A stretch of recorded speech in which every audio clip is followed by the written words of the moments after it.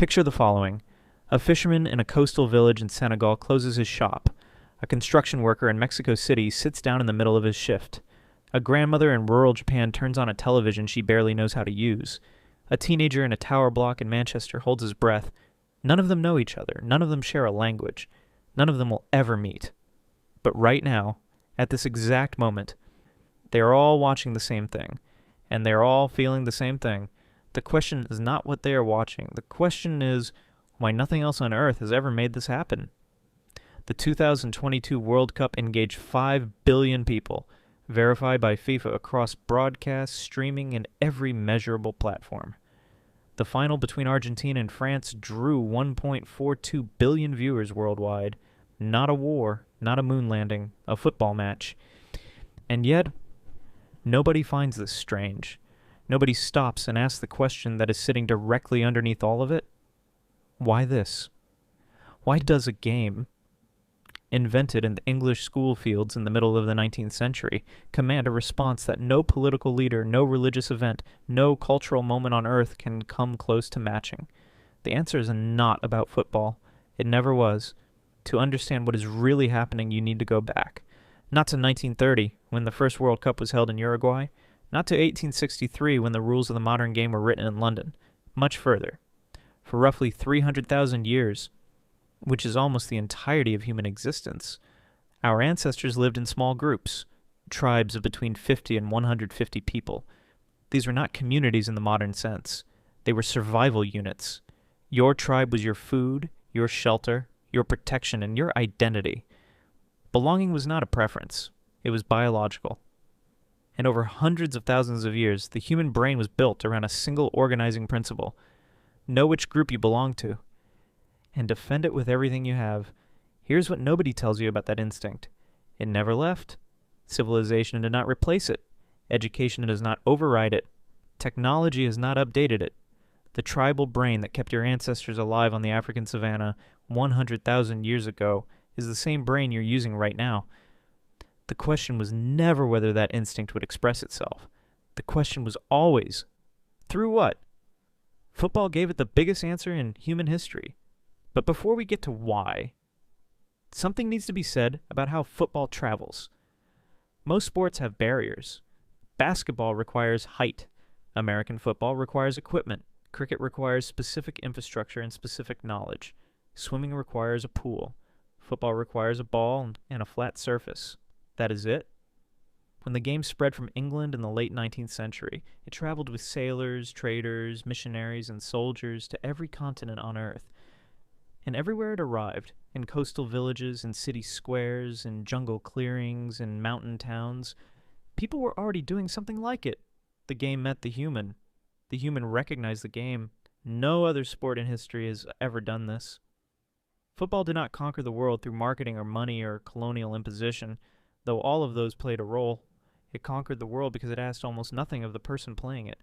It fit into any life, in any place, at any income level, on any surface. It is the most democratic game ever invented, and democracy at this scale produces something no other sport ever could. Now here's the moment where the science becomes surprising.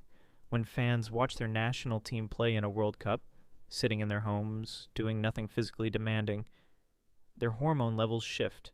Testosterone, cortisol, the hormones most closely associated with social competition, status, and threat. In a peer-reviewed study published in PLOS One, researchers measured fans watching a World Cup final.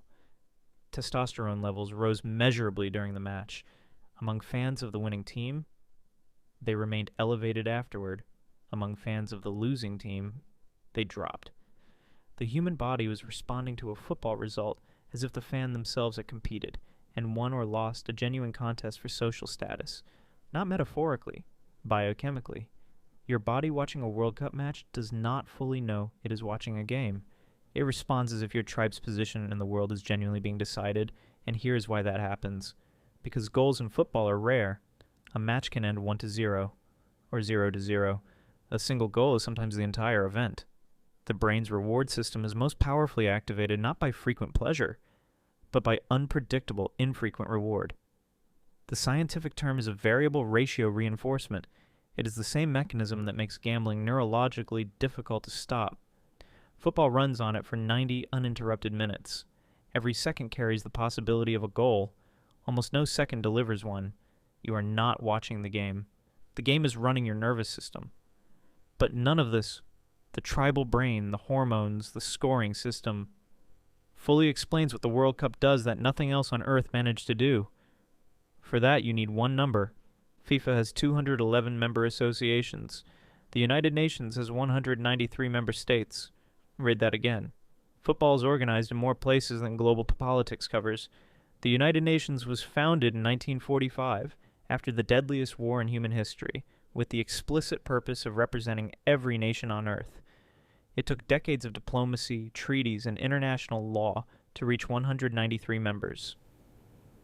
FIFA was founded in 1904 by 7 men in a room in Paris who wanted to organize football matches. It reached 211 associations without any political effort at all, simply because people everywhere wanted to play.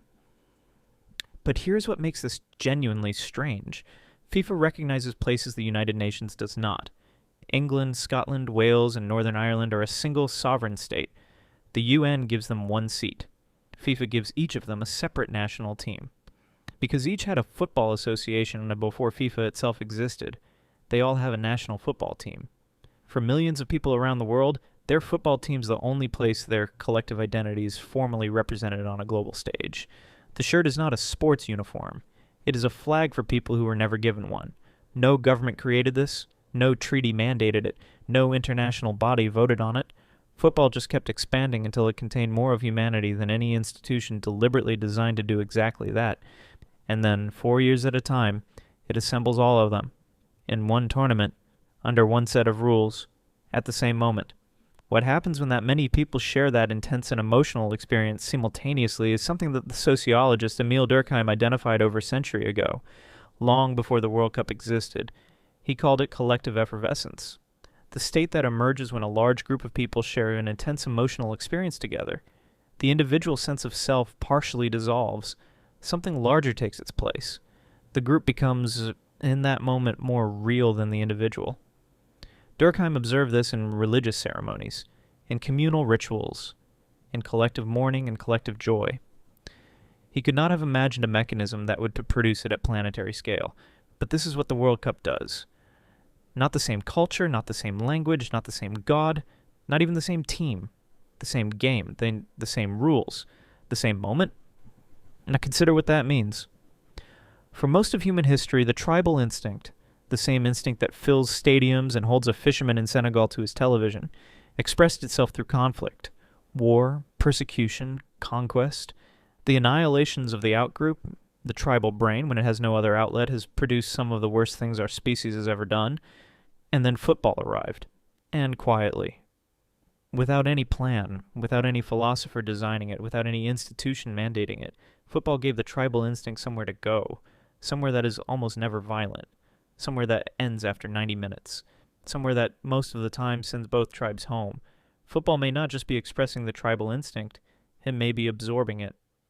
Turning the oldest, most dangerous force in human social psychology into something that produces, most of the time, nothing more destructive than a bad night and a broken heart.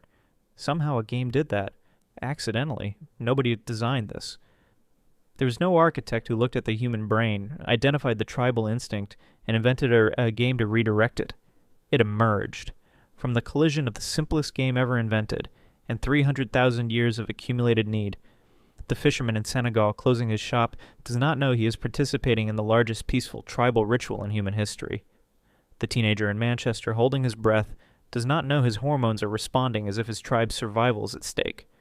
The grandmother in Japan does not know she is experiencing collective effervescence.